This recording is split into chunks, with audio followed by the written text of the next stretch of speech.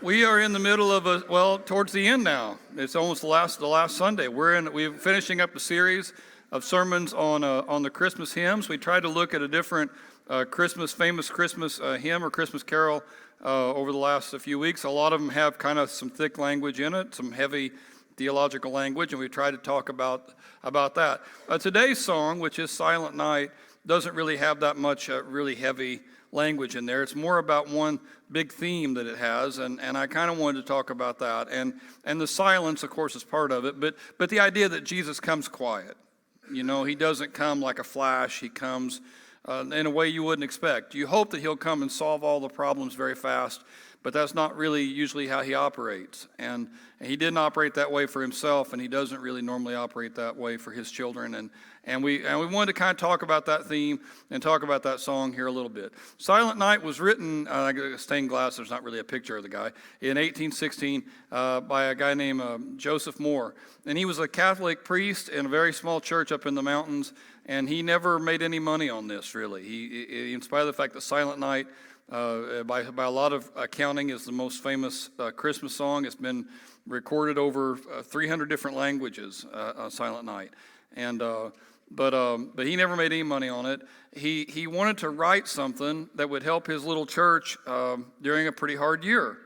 1816, it was the end of the Napoleonic Wars in Europe, and so there was a lot of refugees and people displaced, and people had lost a lot in the war. But it wasn't just that. It was I looked this up. I didn't know about this. This was new information to me. But 1816 was the year without a summer, and there was a volcano in Indonesia, and it put enough ash up into the atmosphere that it made it.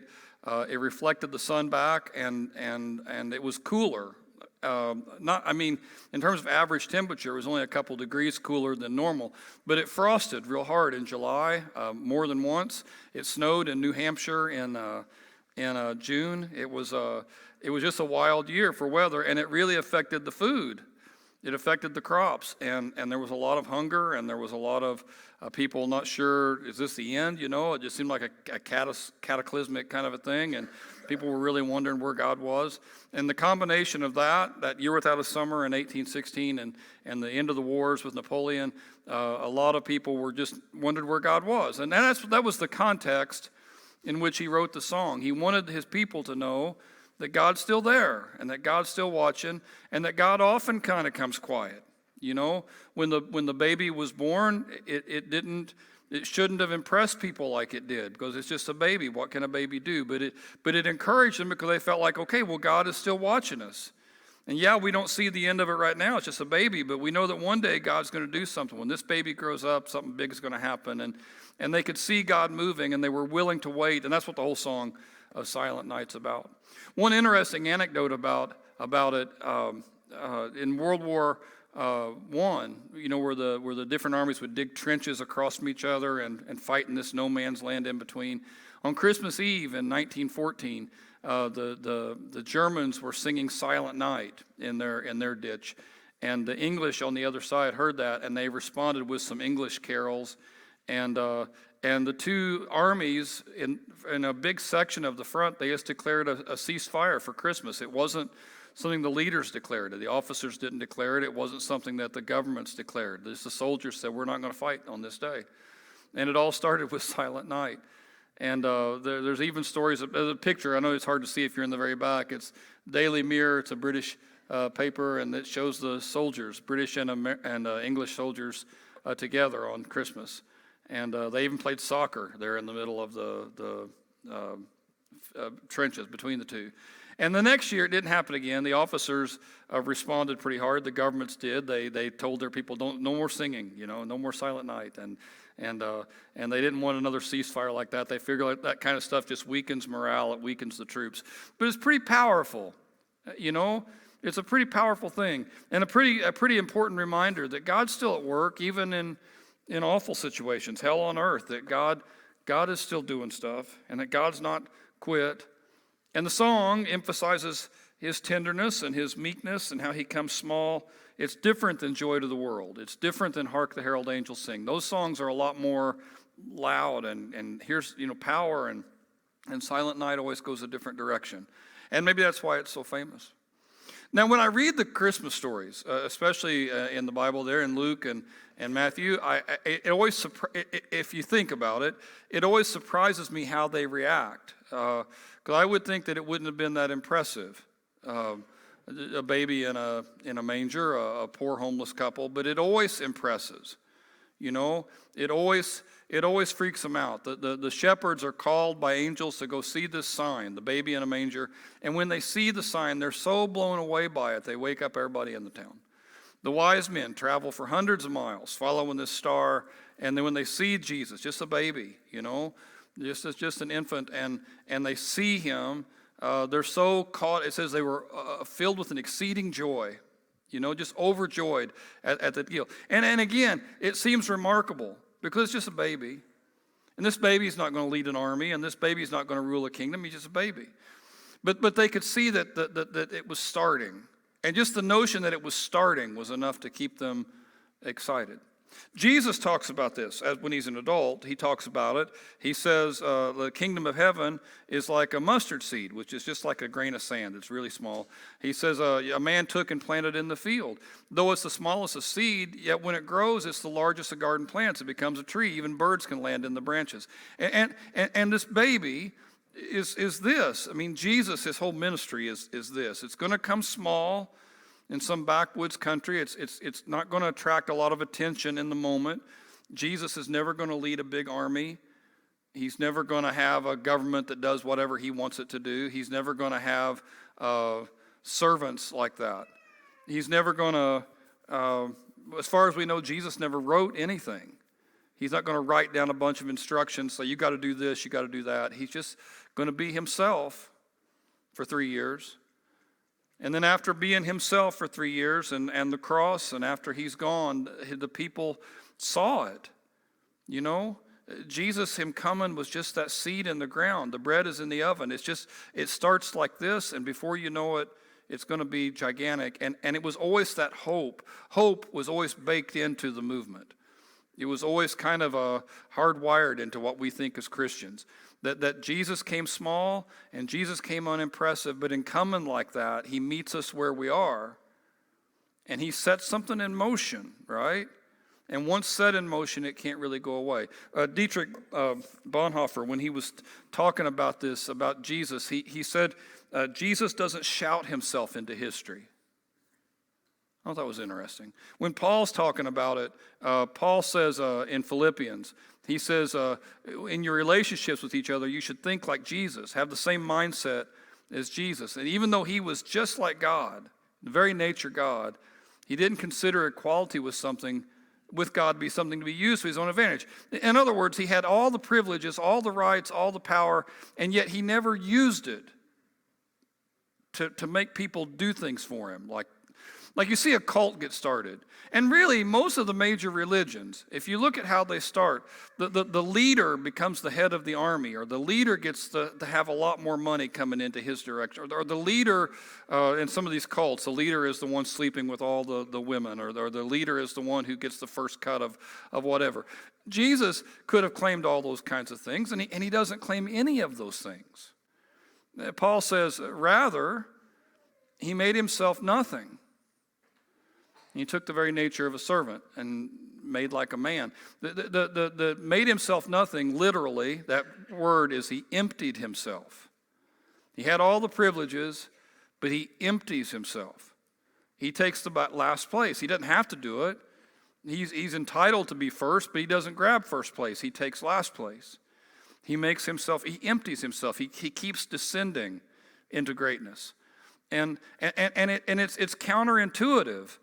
But at some level, Paul says, in the slide right before this, we should think like that too, Paul says. In your relationships, have the same mindset as Jesus.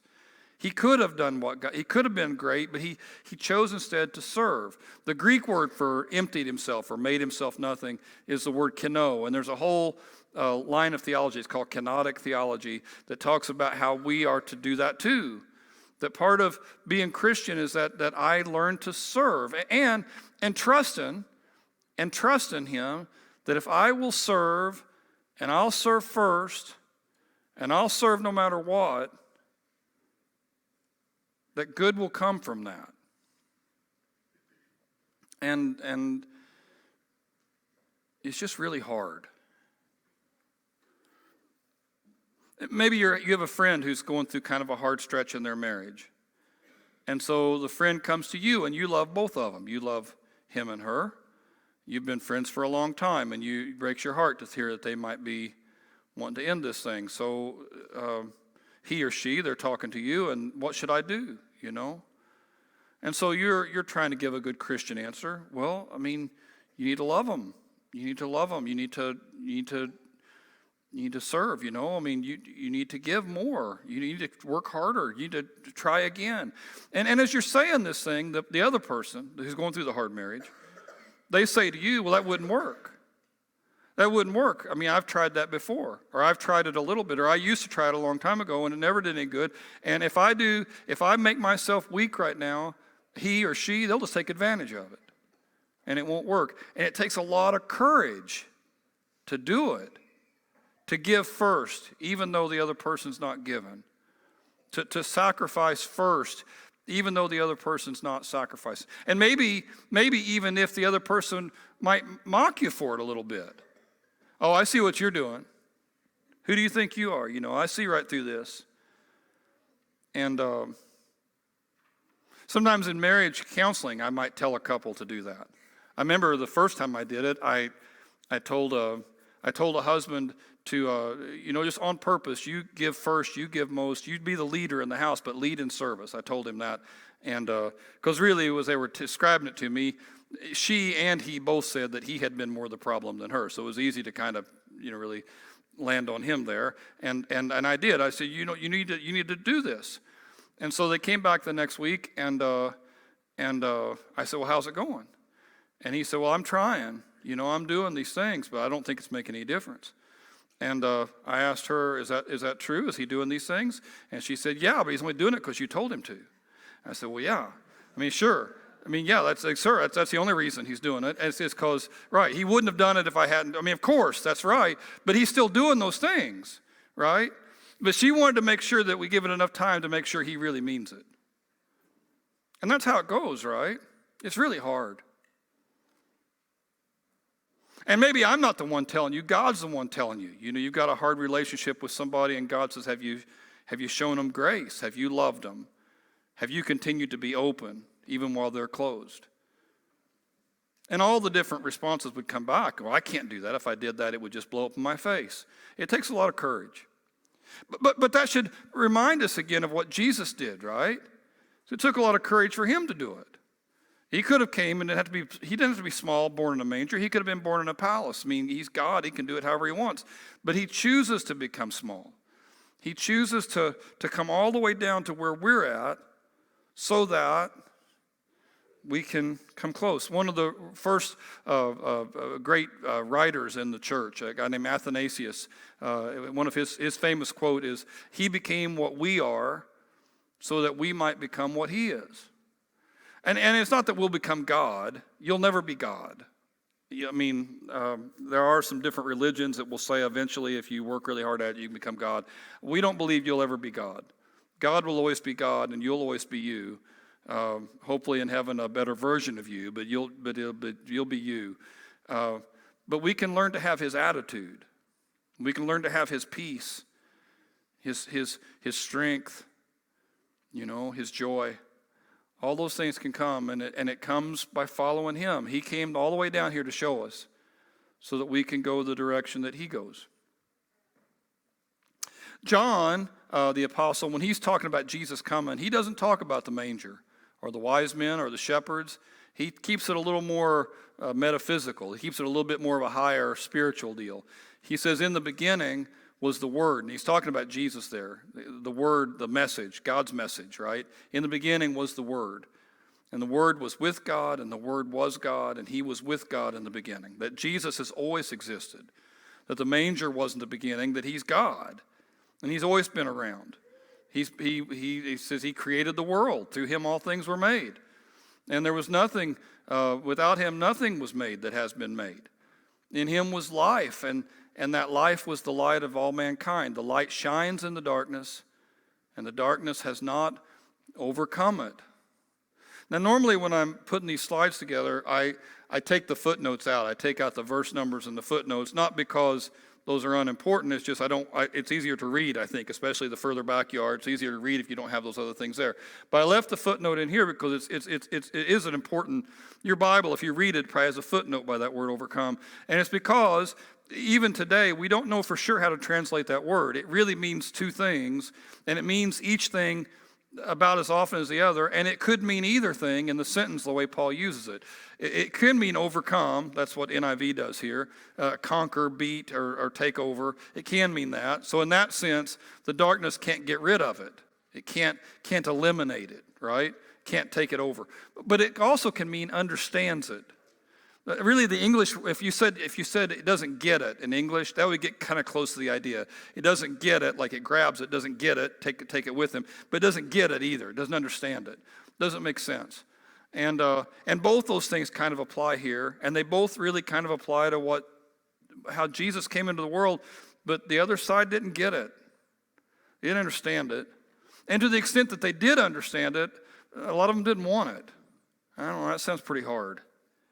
I don't know, that doesn't sound right. That sounds too difficult. That sounds like the kind of thing I wouldn't be interested in. And maybe even it could offend you. But the light, it says, it shines in the darkness. It's not past tense, like the light shone in the darkness for just a moment. It's still shining. It has a way of opening everything up. Again, that song, Silent Night, the love's radiant light is shining away from the baby, and it's going to affect everything. It just can't help but affect everything. The seed is in the ground, the yeast is in the dough, the bread is in the oven. It's coming. I mean, there's just no getting rid of it. And the darkness opposes it, and the darkness is confused by it, but it's not going away. You know, when this was all talked about, the king of that area tried to kill Jesus, tried to kill all the babies around Jesus. I mean, it was a violent, cruel era. And we don't have a lot of history about it because it wasn't that surprising. It wasn't newsworthy. I mean, kings kill people all the time. When all this was happening, Caesar ruled the whole world. The Roman Empire ruled it, and it was an iron fist. It was going to go its direction, and there was no compromise, and there was no... There was a Roman peace in that there was order, but people's hurt. And all these things were opposed to the way of Jesus. But they're all gone, and the light's still shining. It just doesn't go away. John goes on. He says, the true light that gives light to the world, to everyone, was coming into the world. And he was in the world, and the world was made through him, but the world didn't recognize him. He came to that which was his own, but his own wouldn't receive him. Like you'd receive a king, right? It didn't make a big deal about him. It didn't celebrate him. It didn't follow. It didn't trust him. But anyone who would trust him, he gives them the right to become children of God. And not children in the normal way, not like a adoption or a natural birth or a husband or a decision of parents. It's not that kind of thing. You get to be with God because you choose to receive him, you choose to trust him, you choose to go his way. Now I should mention, before I get too much further into this, that a lot of Christians who have been Christian a long time still struggle with going his way. For all the things I was talking about earlier.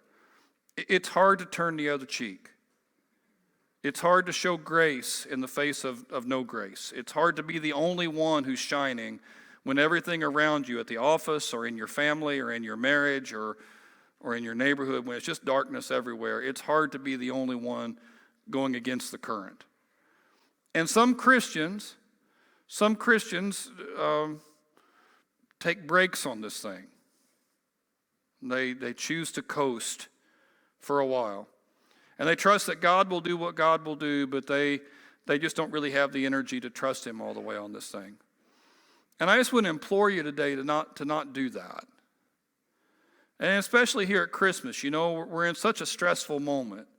There's the stresses that we all go through anyway.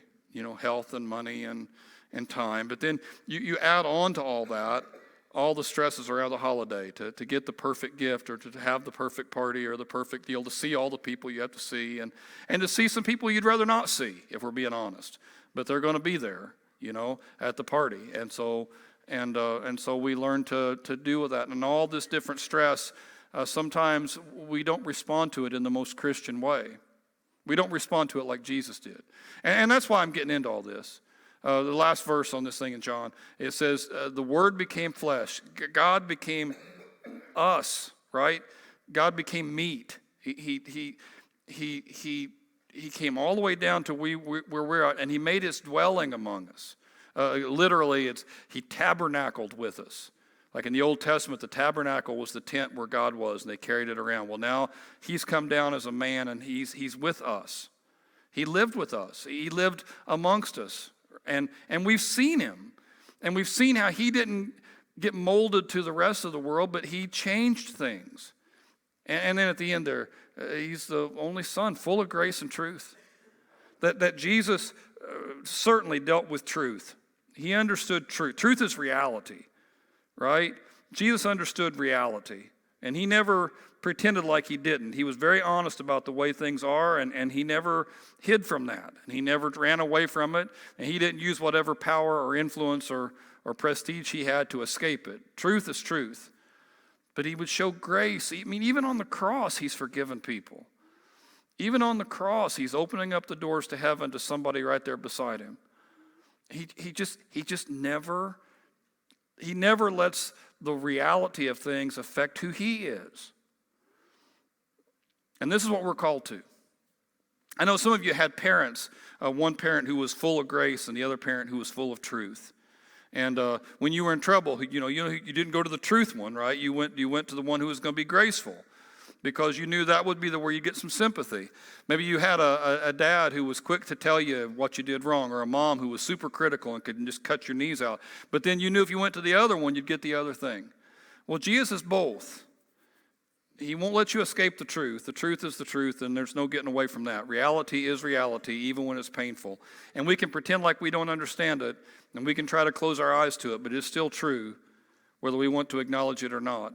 And he's still the Word, and he's still King, and it's going to go his direct. The light's shining. But he's full of grace. And he's patient with us, even though we're broken. Now, I wanted to take just a short detour here, just for a minute. I'm going to come back to the sermon. But I was listening to this podcast, and you may not see right off where I'm going with this, but just bear with me. I was listening to this podcast, and it really struck me. It was about anxiety, the podcast, and about dealing with anxiety, especially at Christmas. And it was a guy named Steve Cuss. And Steve is he's an Australian author. He's written a couple different books on anxiety. And he was talking about how we allow ourselves to create a fictional reality, and we try to live by these lies we tell ourselves, and that's the source of a lot of our anxiety.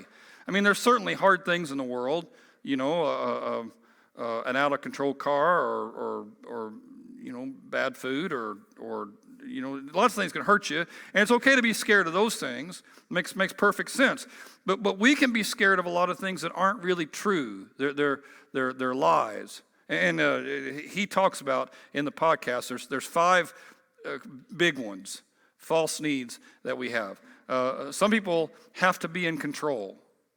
Now, whoever those people are in the room here, everybody close to them knows that. Like I don't have to tell you who that person is. Now the person, actually in this one, probably you do recognize it if you do this. You probably see it in yourself. But it pretty much has to go your way. And you might say, oh, that's not really how I am. But nobody close to you would agree with that. It pretty much has to go your way. You don't really like a lot of surprises. Whatever the plan is has been laid out, and we should go with the plan. And if it gets away from your control, you really have a hard time.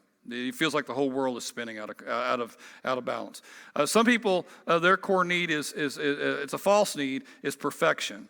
Everything has to be perfect all the time. If it's not just flawless and perfect, they kind of come unglued. These are the kinds of people, Cuss said in the podcast, these are the kinds of people who will write an email and then they'll read it 2 or 3 times, make sure there's no typos in it, because a typo in the email would just be awful, and they'd be so embarrassed if there was a typo in there. And that's crazy, because, who cares? But they care. Right? And probably, again, people who are like this, all the ones who live with them know that. The house has been perfectly set up for Christmas because guests are coming in 3 days. And nobody can move anything because guests are coming. And that's the people who struggle with that. Some people are more know-it-alls. If they come into a conversation, they feel like the world might stop spinning if everybody doesn't hear my opinion about whatever this thing is. And when he was describing all these different things, this was the one that hurt me the most. Of all the different ones that he was going into, and I like to have the answer, or I like to think that you think that I have the answer, even if I don't, and partly because of what I do, for a living, that's been reinforced some, but it was always there, and I'm not proud of it. It's just one of those things that I do, and I a couple of years ago when Gabe Garcia was our youth minister and Josh Hibbard was an associate, they brought up an idea, the two of them, that they wanted to try something here that we hadn't done. And when they first brought up the idea, I said, I'm not sure if I like that idea. And they said, well, maybe it's more of a young man's idea. And it wasn't really like they were joking about it. It's just like that, maybe that's the problem. And oh man, it really triggered me. Really set me on edge. I don't like to think that you don't think I know what's going on. It really bothers me. And I listened real close when he was talking about this in the thing there, because again, the more he talked about it, the more I saw myself in it. He said in that same context with it being a know-it-all, he said the opposite of anxiety. He said, and this was pretty important. I thought this was pretty powerful. Steve Cuss said this. The opposite of anxiety is not calmness, but curiosity. It really kind of hit me. Because when I would get most anxious, I think I know everything.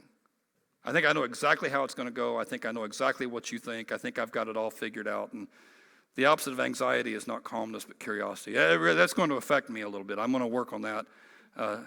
Going out of things. Another one is some people have a false need to be there for people. You want to solve all the problems. Maybe in your family growing up, you were the one who fixed everything. And now even as an adult, that's what you have to do. People who struggle with that one, that they'll always overcommit. They don't have enough time to be there for everybody. So they'll always be missing appointments. And a lot of times the ones they might let down the most are the ones who are the very closest to them. Because time is limited and energy is limited. And if you're trying to be there for everybody else, you'll try to think, well, who will forgive me for it? And the ones closest to you sometimes bear the brunt. Some people have to have approval. If even one person doesn't like them, it just flies all over them. They have to be, everybody's got to like them all the time. And if you don't like them, they freak out about that. I had a friend who was a worship leader at these big youth conferences, and he was so good at it. Man, he's just such a talented musician, and he was really good at getting the crowd engaged. And you'd talk to him afterward, and you'd come back and see him backstage, and boy, that was amazing. And he'd say, what? That guy in the third row didn't think so, or that guy, 20 rows back, you see him? He talked the whole time. And if he thought somebody didn't like him, he just couldn't function. He'd have to deal with it. He just couldn't operate. And again, that's nuts, because, nobody has 100% approval. That's just crazy to think you would, right? Jesus didn't get 100%. Nobody gets that.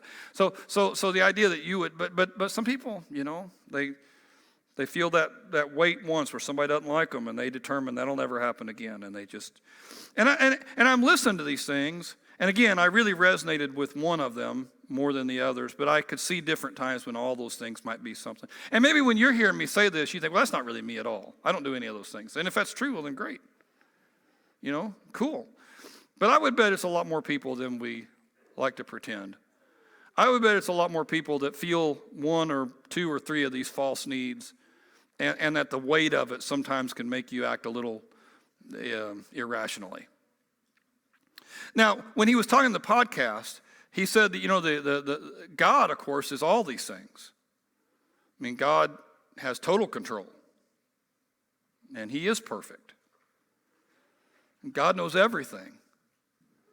You know, there's this theory about knowing it all that one of the reasons why there's so much anxiety and depression in our day compared to other eras is that we know too much. You know, we have brains and bodies that were, for most of human history, lived on a horse and buggy pace. And now the pace of the internet and all the information, we just don't handle it that well. It's just too much. But God knows everything. God is always there. And God's given us total approval. You know, he's full of grace. He doesn't escape the reality, but he gives us grace. And he keeps waiting on us, and he keeps hoping for us, and he keeps pulling for us. He's the father who hugs the prodigal son. And God does all these things great, but I don't do them very good at all. And when I try to do them, I just get ate up with stress. And at Christmas, of course, all these things come out. I mean, if these are issues, I mean, you feel them because there's the added stress of the season. You know, you're at a big party with a bunch of people that maybe you don't know them all that well, or maybe you don't get along with all of them, and you can feel the weight of it not being in your control. I tell you what, I'll just drive and I'll meet you there. Right? If you're a control person, that's something you say often. I tell you what, I'll just drive and I'll meet you there. Because then I can leave whenever I want to. And that's really important to me if I'm a control person. It has to be perfect. And of course it won't be. If you're a perfectionist, when has it ever been perfect?